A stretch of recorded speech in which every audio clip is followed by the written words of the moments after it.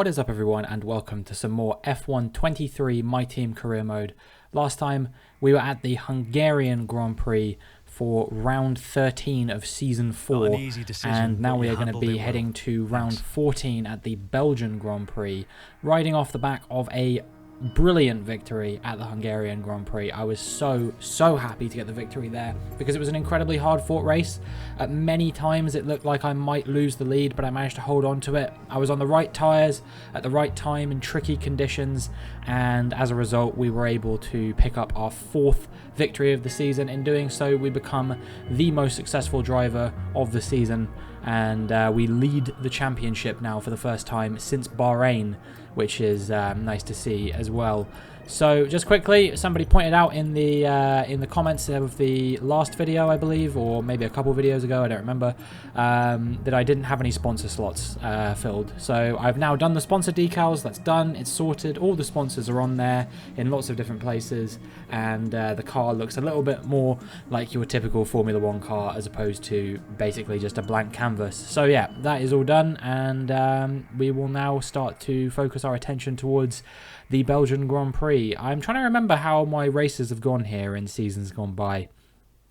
I feel like sometimes it's been okay, but generally speaking, I'd say I've not really had the level of performance I would want around this circuit, and I struggle to sort of race with the fastest cars, even when I have a fast car myself. Last season, obviously, when we were here, we were struggling quite significantly with the straight line speed of our car, and that ended up causing us to have some pretty severe difficulties, which ultimately I believe led to us scoring. I think we scored a couple points, but it wasn't quite what I was hoping for coming into the race weekend. So hopefully we can do a little bit better here. I've kind of said, now that we've got into this phase of the season, from Belgium to Singapore, which I think actually this season is only 3 races, because I think Netherlands is missing from the calendar this year.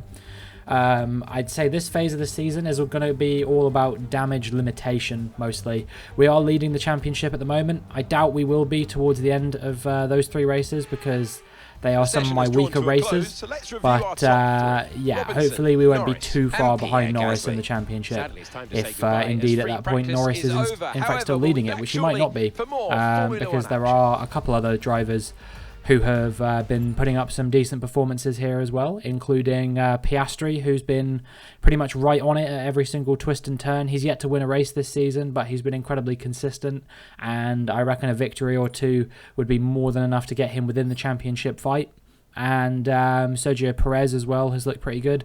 Verstappen did look good at the start of the season, but he's kind of tailed off a little bit. So yeah, we'll see who can get themselves involved in the championship fight come the end of the season. Only 10 races to go, including this one. So yeah, not too many more opportunities for people to sort of get involved in the championship fight if they're not already. You would have to imagine that you know, I will be a protagonist, Norris will be a protagonist, and possibly Piastri and Perez. But we'll be interested to see if anyone else gets involved. Through it into qualifying now, starting out on a fresh set of soft compound tyres.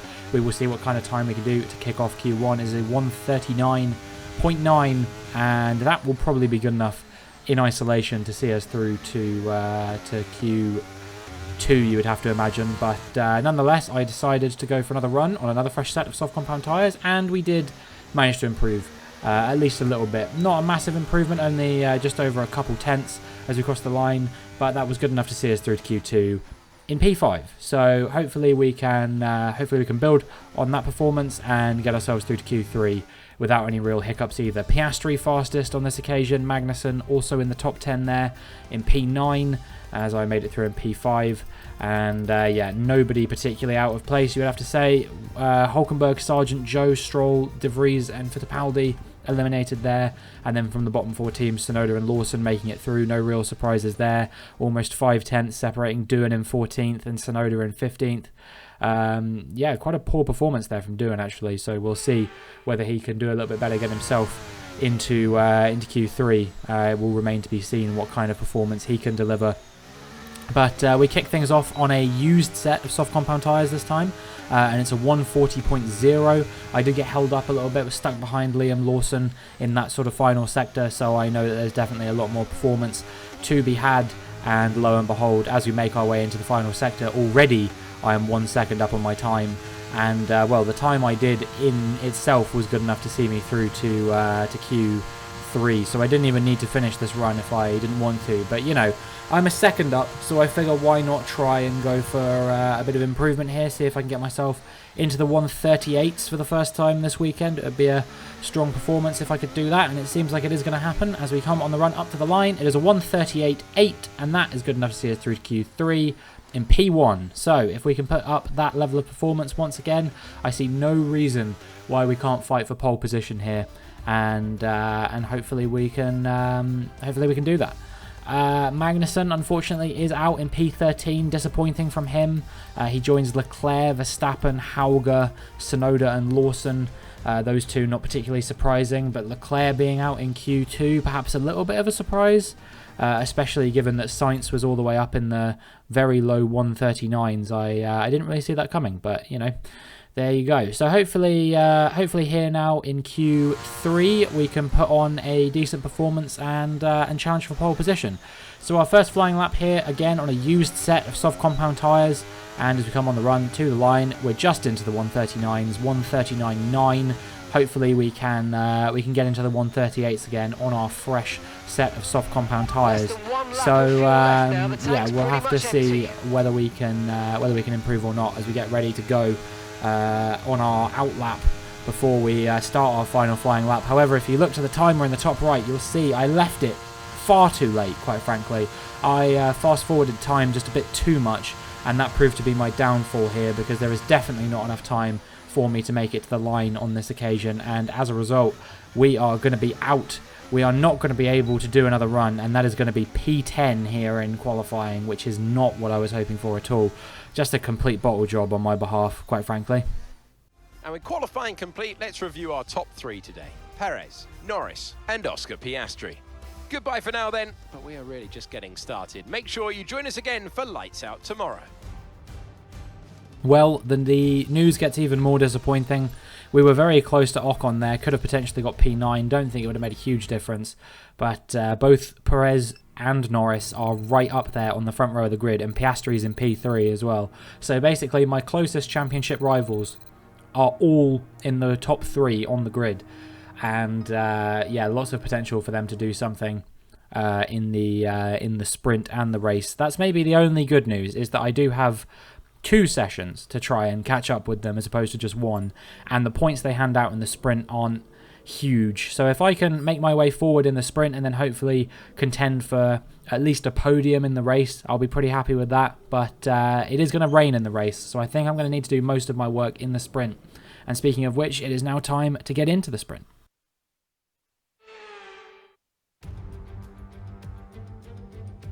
Forget pit stops, forget fuel management. It's pedal to the metal all the way here as we get ready for today's sprint.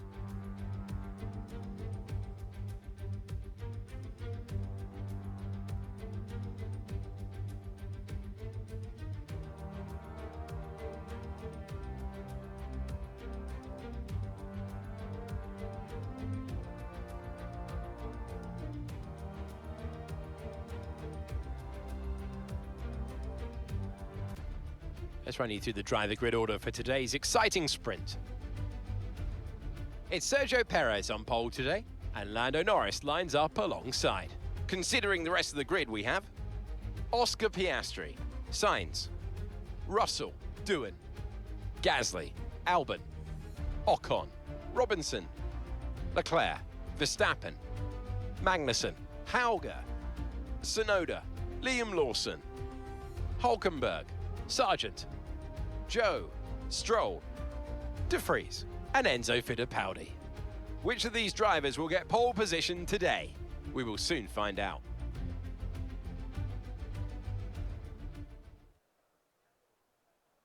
It seems as though they don't really have anything to say on this occasion. I think that was Nick De Vries they were looking at there, and now we're looking down the Kemmel Straight. Maybe I'll make some overtakes down here in the sprint. Probably not in the race if it's going to be raining, so we're going to need to get most of our work done on the Saturday on this occasion. Hopefully we can have a good start, and hopefully we can make our way up the order. Okay, but, we've got that relief of having points on the board finally, so let's keep that form up and get another top 10 finish today, please. Sorry, Mark was so loud there, it completely threw me off. What was I saying? But yeah, it may not come to fruition, I don't know. Like I said, this isn't one of my strongest tracks, but 8 laps, you know, what can go wrong in 8 laps? Surely nothing can go so dramatically wrong that we don't at least score a couple points here. You know, all we have to do is make up a few positions on the opening lap, and then hopefully we can make our way into the points and try and limit the damage that the top 3 can do to us in the championship. But we'll see what we can do as the lights come on and the lights go out as we switch to the replay camera. We are going to be slightly down, but you can see me pulling very aggressively to the inside here already. We're going to try and dive up the inside of as many cars as we can going into turn 1. We've overtaken the Alpines and Albon and the McLaren of Jack Doohan, I believe that is, as well. So we're up into P6 already, and now we are putting pressure on the Red Bull of George Russell, of course, and we're going to see if we can get ahead of him before the conclusion of the Kemmel Straight here. Meanwhile, there's a bit of a battle for the lead going on there, I believe, between Piastri and Perez. Norris has fallen down. He's in P3, coming under pressure from the Ferrari of Carlos Sainz. Now they're going wheel to wheel. I'm going to try and go up the inside of George Russell here, and we have managed to pull off the move. Sainz has been held up a little bit by his battle with Norris, and that is going to allow me to try and send it around the outside of Carlos Sainz, and we are up into P4 already at the beginning of this sprint here in Belgium. So that has been an absolutely fantastic start for us. Carlos Sainz fighting us back a little bit, however, but we are right with our rivals now already. And this is exactly how I wanted this this race to begin. I wasn't quite sure whether I would be able to make this level of performance work or not, but I'm very, very pleased with the outcome of this opening lap, and hopefully we can continue closing the gap to the cars in front. However, Norris has already broken 1 second to us, which means that we won't be getting that DRS at the start of lap 3 unless we can start to catch up with them very, very quickly.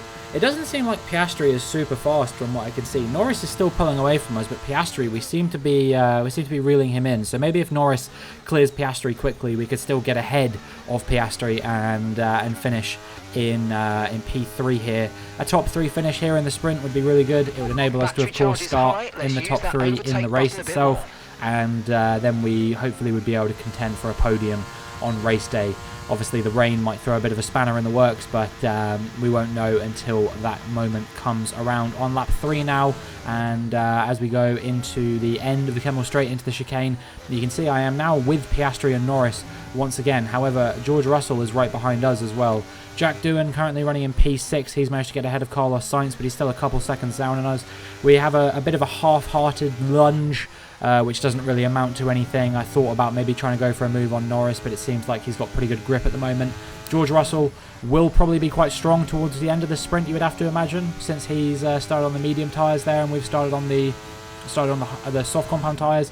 He actually looks for a move up the inside here, but he can't quite make the move on this occasion. However, we are going to have to watch out for him because he is going to be hounding us relentlessly, and you would have to say that probably he is going to make us lose touch to Norris and Piastri, the former teammates ahead of us, if we're not careful. So yeah, we're going to have to make sure we look out for that one and try our best to keep in touch with Piastri and Norris without coming under too much pressure from Russell behind in the Red Bull.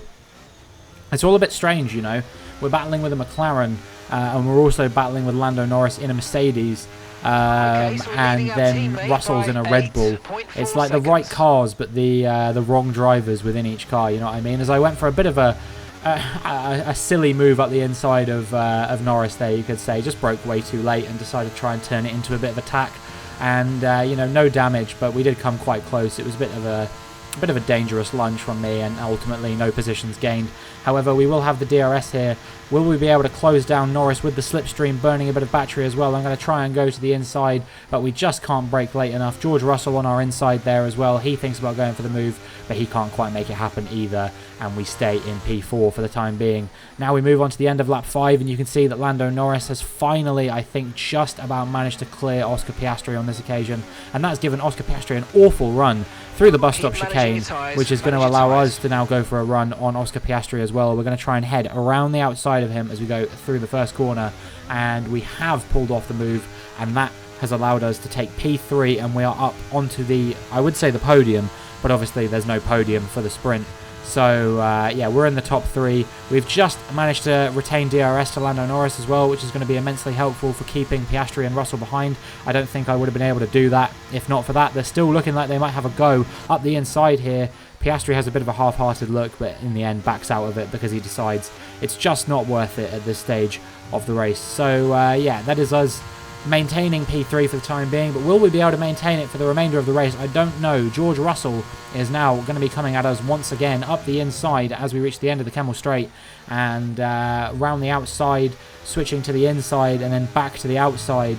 We do just about manage to hold him off on this occasion as well. One more lap to go here in the sprint. Will I be able to hold on to this top 3? I don't think I'll be able to stay with Lando Norris and get ahead of him. Sergio Perez is completely checked out of this one. 9 seconds up the road compared to me. So, yeah, I'd say there's no catching him on this occasion, and it is going to be Checo Perez's world, at least for the sprint here in Belgium. Meanwhile, you can see that my tyres are starting to overheat just a tiny bit, which, you know, doesn't come as too much of a surprise to me. I need to remember to try and play around with the temperature settings on those a little bit, because I am really struggling with the tyres in pretty much every race at the moment. Meanwhile, George Russell chooses to go for the outside line, then switches to the inside, and that proves to be his mistake here, honestly, because him switching to the inside, defending to the inside, gives me a really nice run on the outside and allows me to get back past him.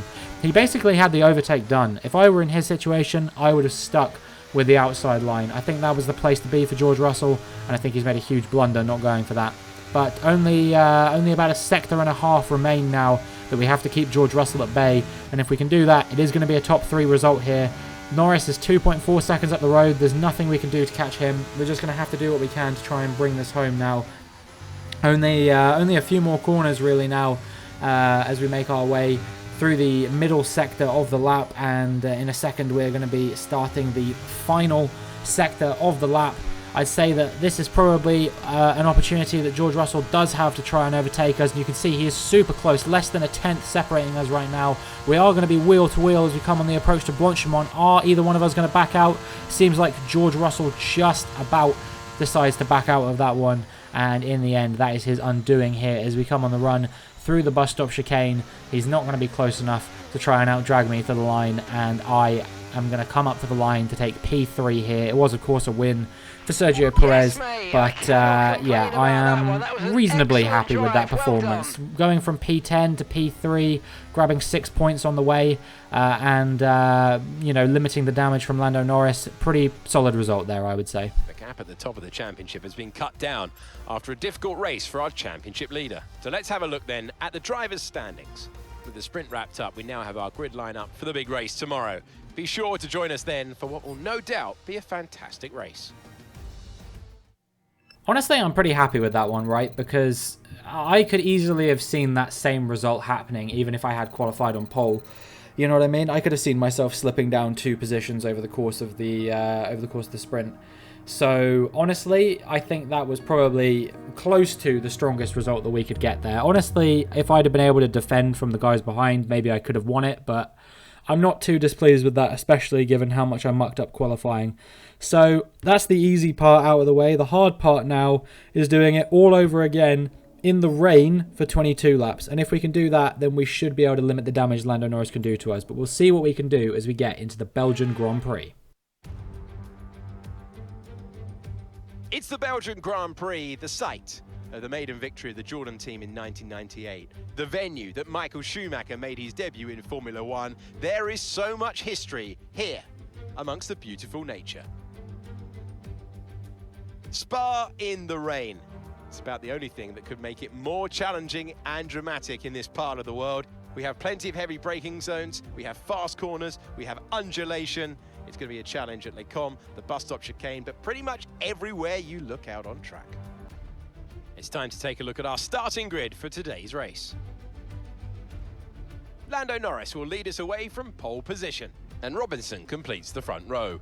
Looking down the rest of the grid, we have Russell, Doohan, Oscar Piastri, Gasly, Ocon, Leclerc, Perez, Hauger, Magnussen, Sainz, Tsunoda, Sargent, Hulkenberg, Liam Lawson, Albon, Stroll, Verstappen, De Vries, Fittipaldi, and Zhou Guanyu.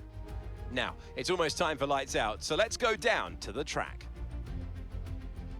And here, of course, is Anthony Davidson. Now, can I get your take on Max Verstappen? And we welcome Anthony Davidson to the commentary box once again. And this driver had a great win last time out. Can they carry that momentum into this one? There are never any guarantees in this business, but certainly the performance last time out would have boosted their confidence coming into this one. So we will see once again what we can do in the race. We are going to be starting on the intermediates. However, it does seem that the rain is going to dry up about the halfway point of the race, if I had to guess. So we won't be on these tyres forever. However, we do need to make sure that we can we do need to make sure that we can get as good a performance as we can in the wet portion of the race before it switches to the dry. You know, I have said before I am quite good in the rain. However, against 99 AI, which is what we're racing against after the conclusion of my rivalry with Charles Leclerc, I think it is going to be easier said than done, perhaps, to get a strong result here. You know, on this game, what is one of my weaker tracks, I think it is not going to be particularly easy to get a strong result here. But we will see what we can do as we get ready now for the lights to come on. And the lights go out, and we have had a relatively poor getaway, actually. George Russell closing us down. He's actually going to go for a move for the lead. We brake far too late into turn one, and Lando Norris actually pushes us off the track a little bit there to maintain the position. We get a warning for exceeding track limits, which I think is bollocks, personally, but anyway. We can only make do with what we've got, and now we are going to try and keep on keeping on. Apparently I went off the track there as well, so now I've only got one more warning for the entire remainder of the race. I blew all of my warnings within the first 30 seconds of the race, and we've also fallen down to P4 from P2, which is not what I wanted. Sergio Perez, of course, taking a grid penalty here. So yeah, we've been promoted up one position, and we still find ourselves in P4 off the beginning of this race. We were coming under a bit of pressure there from Esteban Ocon. Piastri's already made his way up into P2, so he's had a really strong start here from, I believe, P5 on the grid. Okay, I can't believe this.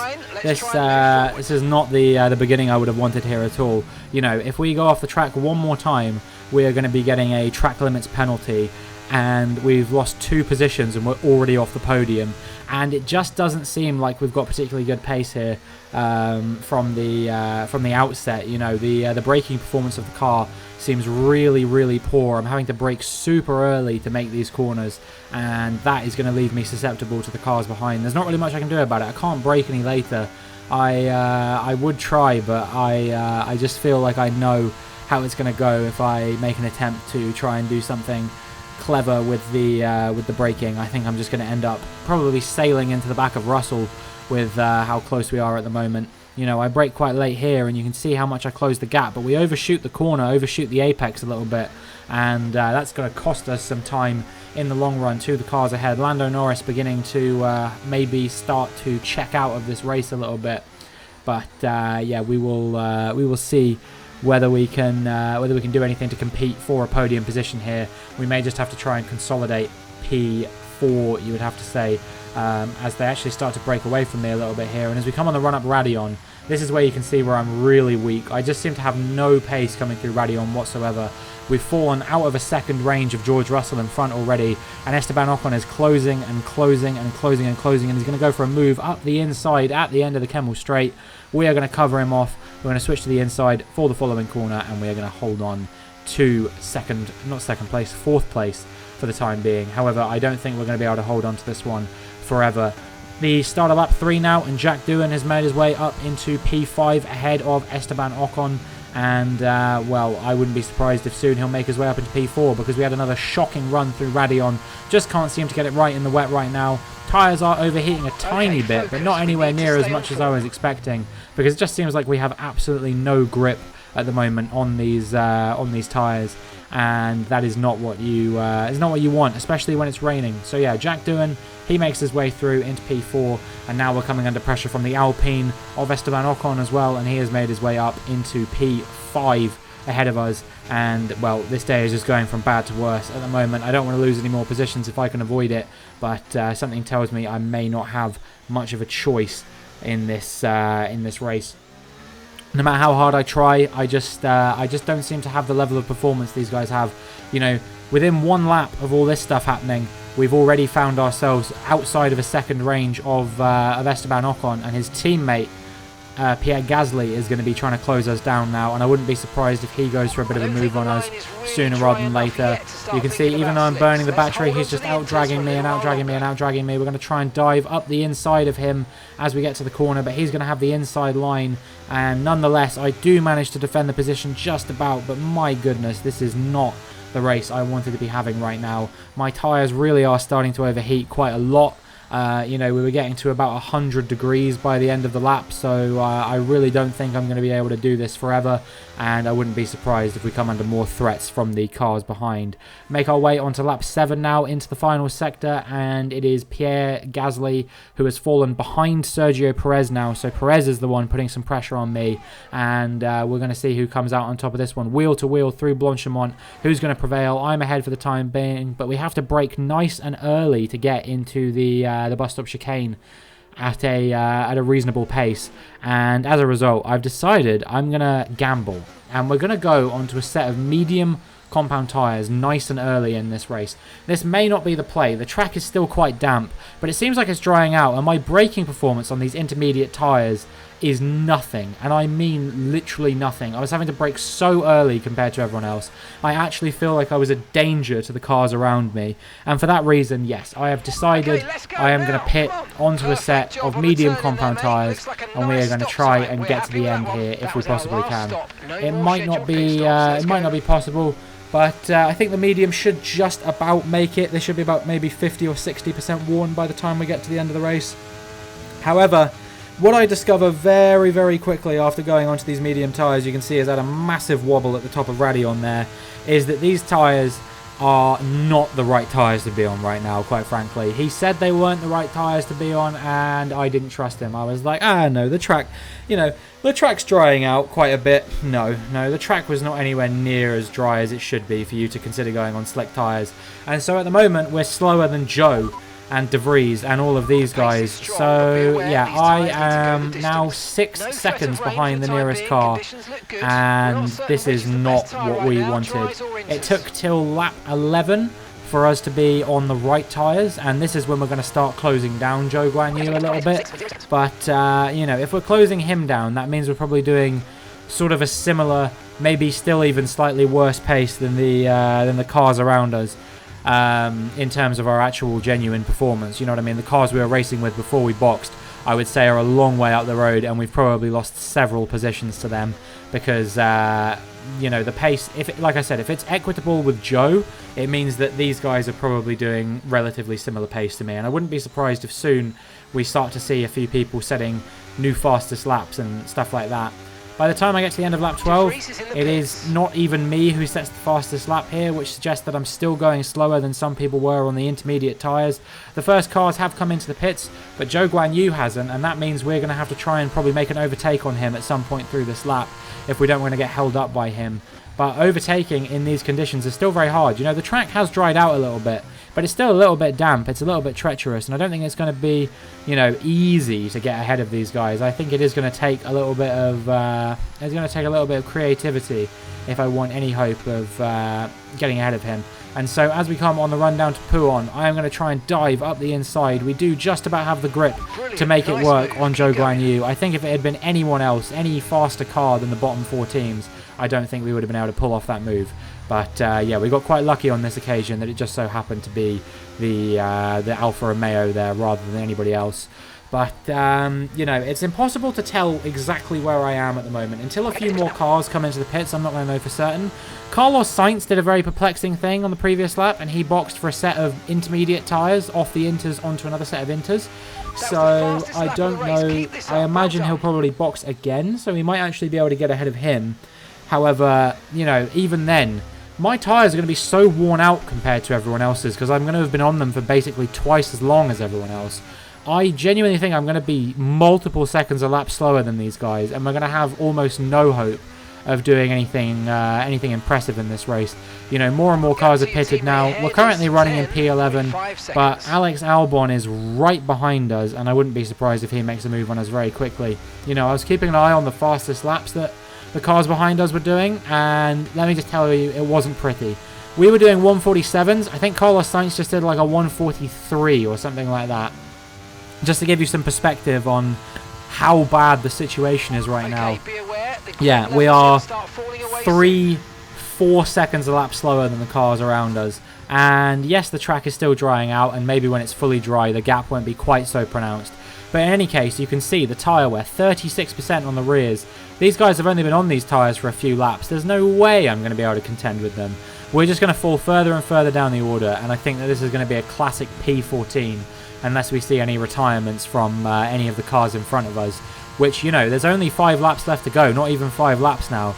So we're running out of time for that to happen as well, as Verstappen is going to try and go for a move at the end of the Kemmel Straight here. And you can see the braking performance in my car is just so poor that I can't even contend with him in a braking zone where I've been pretty dominant compared to most of the cars over the course of the whole weekend. Even when my braking performance was shocking on the Inters, I could have still fought with Pierre Gasly there. So that goes to show just how bad the situation is. Carlos Sainz getting ahead of us now, and this, I guess, is just where we're going to have to try and finish the race. I don't think anything more than this is going to happen. We're going to try and fight Carlos Sainz around the outside, but like I said, the braking performance in this car is just so shockingly bad compared to everyone else, which is partly to do with the fact that these tyres are very worn at this point, 43%. We're going to start losing grip soon and everything. I just think that this is a lost cause for us, and we've completely messed up the strategy. I tried to gamble and box early to see if we could get a little bit creative and do a little bit better than everyone else, but no, it just didn't happen on this occasion. We will gain 1 position back thanks to the retirement here of Pierre Gasly, but I don't think it's going to make a huge difference for us, unfortunately. So, yeah, you can see Gasly's out. No safety car because it's going to be a little bit too late for that to really happen. But, well, maybe we can save ourselves from a little bit of embarrassment here by retroactively saying that the reason that we did badly in this race was because we had a mechanical failure. And it had absolutely nothing to do with the decisions and the mistakes I had made up until this point. You know, we would have scored points. Yeah, of course. You know, we were running in P2, actually, just behind Oscar Piastri. We were battling him for the win and everything. And then the car just decided to break down. Nothing we could have done about it. Such a shame. No, obviously, I'm just kidding. But, yeah, nonetheless, a very, very disappointing race from start to finish. And it ends in what can only be described as an incredibly disappointing way. In fact, it was so disappointing that in a second you're going to see I accidentally dropped my controller and brought up the sharing menu. Yeah, just to give you a perspective on how disappointing that was. From McLaren today. What a superb victory. What do you think it was, Ant, that gave them the edge over the competition today? I think a large part of the result comes down to temperament. They were able to keep their heads when everyone around them was losing theirs, and that's allowed them to get the best out of the car, to maximise the strategy, and to stay out of trouble. Our drivers are making their way out for the podium celebrations, and it's going to be McLaren picking up the winner's trophy. Congratulations to the entire team for that fantastic performance. Great performance from Oscar Piastri here today. Finally, on the 14th time of asking, he gets a victory in that McLaren this season. He becomes the 3rd driver this season to win in a McLaren, actually, because obviously Alex Albon, before he departed the team for Mercedes, won a race, and then Doohan won in his debut in France, which I'm never going to stop talking about because it was absolutely crazy. He's joined on the podium by Russell and Norris. And, yeah, I am hopefully not going to lose too many points to Norris in the championship. Lando Norris takes the lead at the Drivers' Championship. So let's review the updated Drivers' standings. So, Anthony Davidson, who would you rank as your driver of the day? Oscar Piastri gets my vote today. It's time to check out the Constructors' standings. McLaren continue to increase their gap at the top. Meanwhile, a strong weekend from Red Bull this time out, and they improved their position in the championship. I'm equal parts exhausted and elated with this weekend of Formula One. Be sure to join us for the next one. Well, we are only 12 points behind Lando Norris in the championship, but Piastri has also closed the gap to 17 points behind us. So Piastri definitely getting himself involved in the championship fight. Norris is 50 points ahead of Perez, so I would say it's going to take a lot for Perez to get involved in the championship fight. But yeah, a relatively decent performance from Magnussen given his bad qualifying. He ended up scoring 4 points for us, means we don't walk away empty-handed from that race. We get 10 points as a team over the course of the whole weekend. But we have slipped down to P4 in the Constructors now as a result of that disappointing performance for the team. So we're going to need to see if we can get a good result in Monza to hopefully boost ourselves back up into the top 3. But that is going to be it for this video, so if you enjoyed, please make sure you like and subscribe, and hopefully I will see you in the next one.